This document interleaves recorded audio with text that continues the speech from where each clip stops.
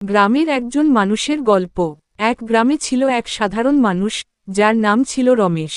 সে ছিল একজন কৃষক, খুবই পরিশ্রমী, কিন্তু তার জীবন ছিল বেশ সাধারণ।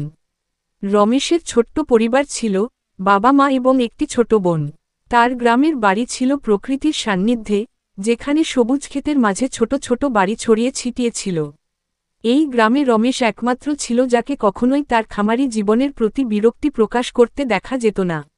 বরং সে প্রতিদিন তার খামারে কাজ করতে ভালবাসত এবং এরই মাঝে একটি জীবনের বড় শিক্ষা পেত। রমেশের বাবা, মধুসূদন, ছিলেন একজন অভিজ্ঞ কৃষক। ছোটবেলা থেকেই রমেশ তার বাবা থেকে কৃষির নানান কৌশল শিখত। একদিন রমেশ তার বাবাকে বলেছিল, বাবা, আমি বড় হয়ে শহরে গিয়ে ভালো চাকরি করতে চাই। মধুসূদন তার ছেলের দিকে এক পলক তাকিয়ে বলেছিলেন, রামু, শহরের চাকরি ভালো হতে পারে, কিন্তু তুমি যদি প্রকৃতির সঙ্গে থাকো, তবে তোমার জীবন আরও সহজ হবে। কাজের মধ্যে শান্তি আছে। শহরে যেতে রমেশের খুব ইচ্ছা ছিল, তবে বাবার কথায় তার মনে একটা ধাক্কা লাগল।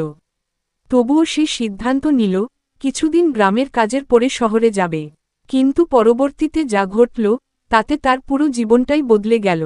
একদিন রমেশ তার খামারে কাজ করছিল।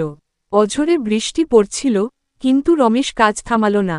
হঠাৎ করে তিনি লক্ষ্য করলেন, তার খামারের পাশের ক্ষেতটি একদম অকার্যকর হয়ে গেছে। জমিতে পোকামাকড় এসে ফসল নষ্ট করেছে। রমেশ হতাশ হয়ে পড়েছিল, তবে তবুও তিনি নিজের মনোবল হারাননি। তিনি নিজের খামারের ক্ষতি মেরামত করতে শুরু করলেন এবং খুব দ্রুতই সেই ক্ষতির মোকাবিলা করলেন। এক সপ্তাহ পরে গ্রামে একটি সভা অনুষ্ঠিত হল। সেখানে গ্রামবাসীরা নিজেদের সমস্যার কথা বলছিল। রমেশও উপস্থিত ছিল। এক বৃদ্ধ কৃষক বললেন, আমাদের গ্রামে যেসব যুবক শহরে চলে যায়, তারা কখনো ফিরে আসে না। তাদের সেখানে চাকরি থাকে, তবে গ্রামবাসী তাদের সঠিক সাহায্য বা পরামর্শ পায় না। রমেশ এই কথাটি শুনে মনে মনে ভাবল, আমি যদি এই গ্রামে থাকি, তবে আমার অভিজ্ঞতার মাধ্যমে গ্রামের মানুষের জন্য কিছু করতে পারি। তিনি তখন তার সিদ্ধান্ত পরিবর্তন করলেন এবং স্থির করলেন, শহরে না গিয়ে তিনি নিজের গ্রামে থেকে গ্রামবাসীদের সাহায্য করবেন। গ্রামে ফিরে এসে রমেশ খামারে আরও উন্নতি করতে শুরু করল। তার বাবা মধুসূদন রমেশের কাজের প্রতি প্রশংসা করতেন এবং তার কঠোর পরিশ্রমে তিনি নিজের ক্ষেতের ফসলকে ভালো করে তুলতে পারলেন। রমেশ শুধুমাত্র কৃষি কাজেই মনোযোগী ছিল না, বরং গ্রামবাসীদের জন্যও নানা ধরনের উদ্যোগ নিতে শুরু করল। তিনি গ্রামে আধুনিক কৃষির কৌশল শিখিয়ে দিলেন, যাতে গ্রামবাসীরা তাদের ফসল ভালোভাবে ফলাতে পারে এবং তাদের জীবিকা উন্নত হতে পারে। একদিন রমেশ গ্রামের ছোট একটি প্রাথমিক বিদ্যালয়ের শিক্ষককে দেখলেন, তার ক্লাসে অনেক ছাত্র ছিল না। শিক্ষক বললেন, আমাদের গ্রামে পঠন পাঠন খুবই দুর্বল। স্কুলে ছাত্র ছাত্রীর সংখ্যা কমে যাচ্ছে, কারণ অভিভাবকরা তাদের ছেলে মেয়েকে কাজে লাগাতে চায়।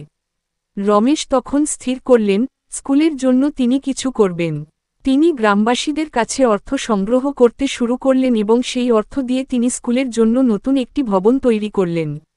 এভাবে রমেশ নিজের পরিশ্রমের মাধ্যমে গ্রামকে বদলে দিতে শুরু করল। তার উদ্যোগে গ্রামে নতুন স্কুল, উন্নত কৃষি ব্যবস্থা এবং আরও অনেক পরিবর্তন আসল। তার সততা, নিষ্ঠা এবং গ্রামবাসীদের প্রতি ভালোবাসা তাকে গ্রামবাসীদের মাঝে একজন নেতা হিসেবে প্রতিষ্ঠিত করল। একদিন রমেশ তার বাবার সাথে বসে বসে তাদের পুরানো দিনগুলোর কথা মনে করছিল। মধুসূদন বললেন, রামু, তুমি যা চেয়েছিলে, তুমি পেয়েছ। তুমি শহরে না গিয়ে গ্রামে থেকে যে পরিশ্রমের ফল পেয়েছ, সেটা অনেক মূল্যবান। রমেশ হাসিমুখে উত্তর দিল, বাবা, আপনি যা বলেছিলেন, সেটা ঠিক ছিল। প্রকৃতির মাঝে শান্তি রয়েছে, আর সেই শান্তির মধ্যে আমরা অনেক কিছু করতে পারি। এভাবেই রমেশ গ্রামের একজন সাধারণ কৃষক থেকে একজন সমাজের নেতা হয়ে উঠল। তার জীবনের সংগ্রাম এবং পরিশ্রমই তাকে সাফল্য এনে দিয়েছিল। গ্রামের মানুষও তাকে একজন আদর্শ ব্যক্তি হিসেবে দেখতে শুরু করল।